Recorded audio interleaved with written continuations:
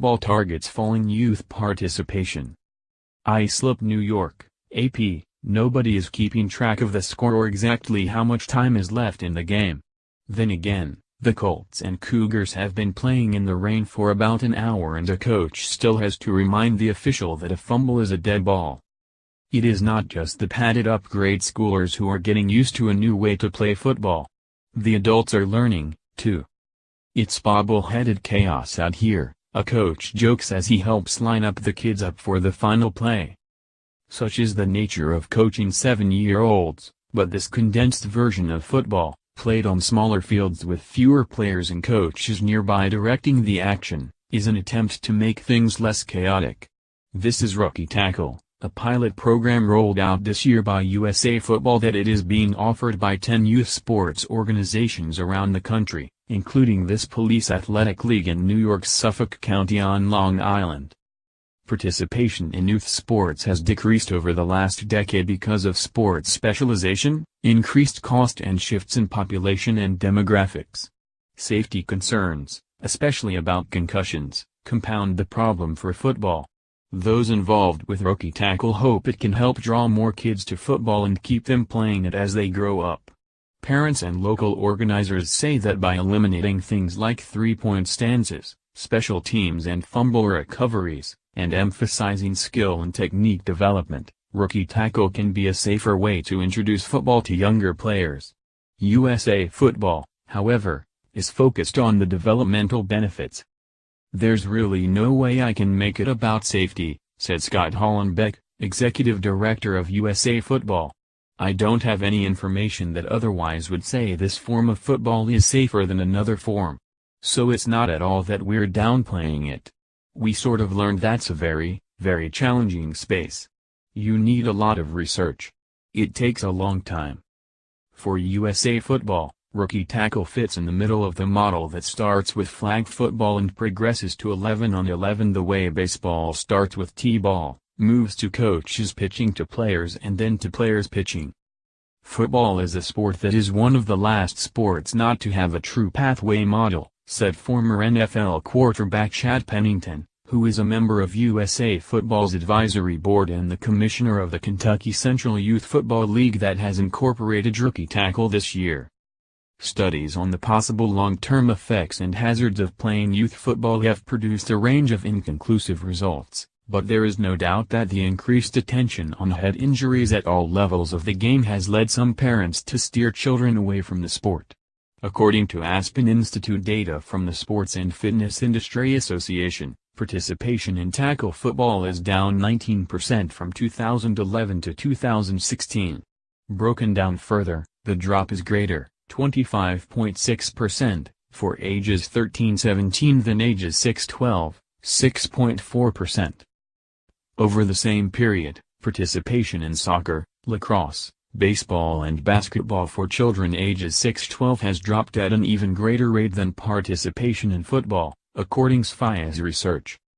Hollenbeck said participation numbers in tackle football have plateaued, but USA Football is seeing an uptick in flag football being played at the youth levels. Pennington, who had an 11-year career with the Jets and Dolphins, has 3 sons, ages 13, 11 and 8. "If they want to play tackle football, my personal conviction is they don't start tackle football until the age of 10 or 11, Pennington said. "I really believe in the flag football game." Modified versions of football are nothing new. 6- and 8-man football on an 80-yard field has been played in sparsely populated areas at the youth and high school levels for decades. Rookie Tackle shrinks the game even more, following a path most sports have already embraced. Little League Baseball uses pitching mounds that are 46 feet from home plate until players reach 13, and then they switch to the 60 feet, 6 inches used in professional leagues.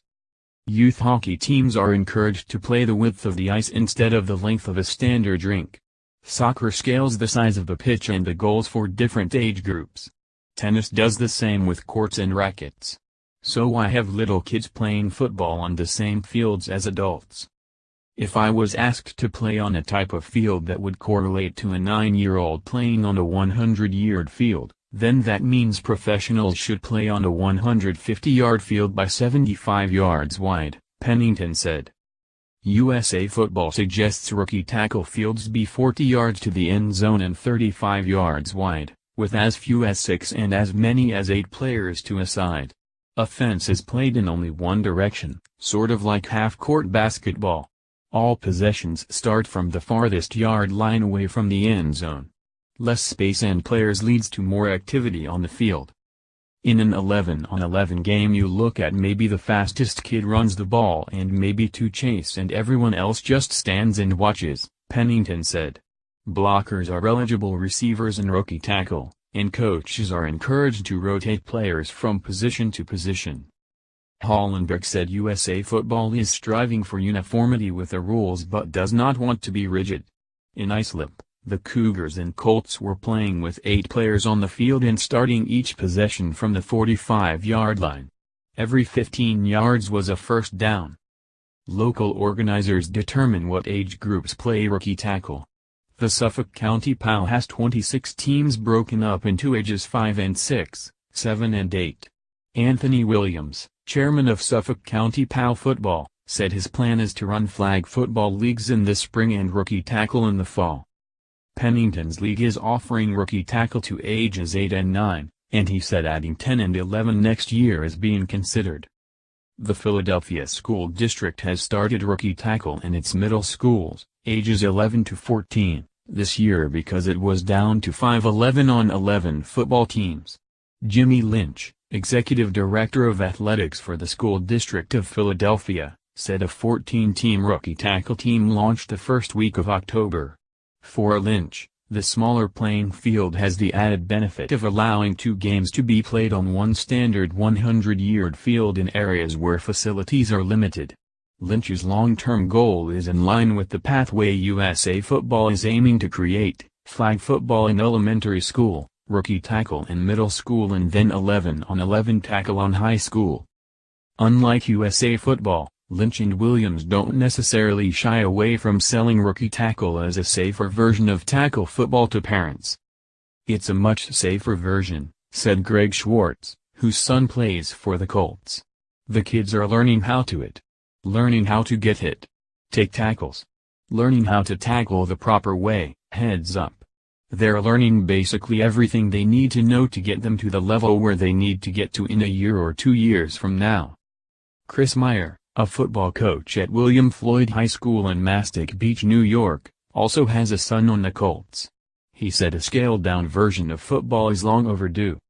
I think it gets more kids involved in a controlled environment and where they're not just bashing each other, said Meyer, who played linebacker at Marist College in Poughkeepsie. For now, USA Football is focused on rookie tackle as a way of addressing the long-term of health of the game itself.